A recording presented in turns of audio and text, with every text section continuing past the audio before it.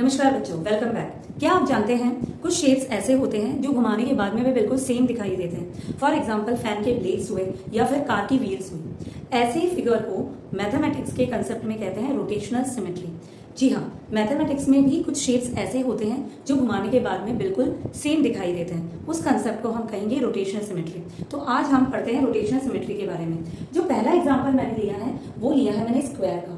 Square को आप किसी भी तरीके से घुमाओ वो आपको सेम दिखाई देगा, ठीक है। तो इसे हम रोटेशनल सिमेट्री कहेंगे। लेकिन क्या आप जानते हैं कि स्क्वायर की ऑर्डर ऑफ रोटेशनल सिमेट्री कितनी होती है? चलिए जानते हैं। ऑर्डर ऑफ रोटेशन क्या होता है? Order of rotation 360 degree. जैसे कंप्लीट सर्कल बनने के लिए आपको पता है 360 डिग्री की जरूरत होती है। तो 360 डिग्री घूमने से पहले वो शेप जितनी बार भी अपनी ओरिजिनल शेप में मतलब सेम दिखा है तो उसको हम कहेंगे ऑर्डर ऑफ रोटेशन। जैसे स्क्वायर 90 डिग्री है, ठीक है, हर जगह पर 90 डिग्री है।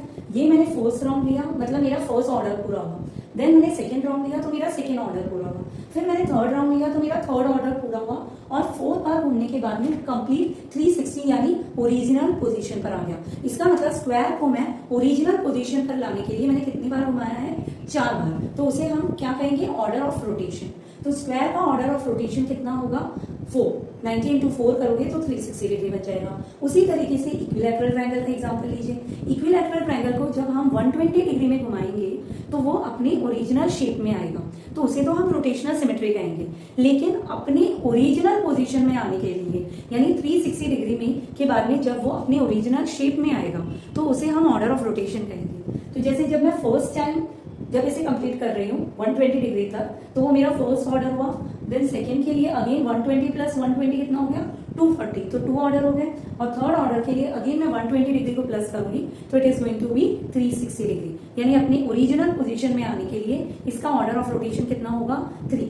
अब हम एग्जाम्पल लेते हैं एक हार्ट शेप का। फॉर एग्जाम्पल ये हार्ट शेप है, ठीक है। अगर मैं इसे इस तरीके से घुमा रही हूँ तो ये अपने शेप में नहीं आ रहा, इस तरह घुमाने पर भी नहीं आ रहा। अगेन मैं इस तरीके से घुमा रही हूँ तो भी नहीं आ रहा। लेकिन अगर मैं दोबारा इसे घुमा रही हूँ तो ये अपनी ओरिजिनल शेप में आ रहा है। इसका मतलब मैं 90 डिग्री घुमाने पर ये ओरिजिनल शेप में नहीं आ रहा, तो इसे मैं 360 डिग्री जब घुमाऊंगी 360 डिग्री घुमाने पर ही ये अपनी ओरिजिनल शेप में आएगा। तो इसका ऑर्डर ऑफ रोटेशन कितना होगा? ओनली 1, ठीक है। उसी तरीके से अगर मैं रेक्टेंगल शेप में ये जो बुक है इसका अगर मैं एग्जाम्पल लूँ तो रोटेशनल सिमेट्री तो बन जाएगी 180 डिग्री में, ठीक है। मतलब ये अपने शेप में आ रहा है, वापस से हमें दिखाई दे रहा है। लेकिन ये उल्टा है, मुझे ये वाली जो चीज़ है मुझे यहाँ चाहिए, ठीक है। तो देखते हैं अगर मैं दोबारा से इसे घुमाती हूँ इस तरीके से 180 डिग्री पर तो क्या ये अपनी ओरिजिनल पोजीशन पर आ रहा है? यस। तो मैंने 360 डिग्री के लिए मैंने इसको कितनी बार घुमाया है? 2 टाइम्स। तो इसका ऑर्डर ऑफ सिमेट्री क्या होगा? 2, ठीक है। यानी 360 डिग्री आने से पहले जब ये अपने शेप में आया है कितनी बार आया है? 2 टाइम्स। तो that is known as order of symmetry. I hope कि आपको रोटेशनल सिमेट्री और ऑर्डर ऑफ रोटेशन समझ में आया होगा। अगर आपको समझ में आया है तो लाइक करिए, शेयर करिए, सब्सक्राइब करिए मेरा चैनल जो कि है मैथ्स गपशप, जहां मैथ्स को रटा नहीं समझा जाता है।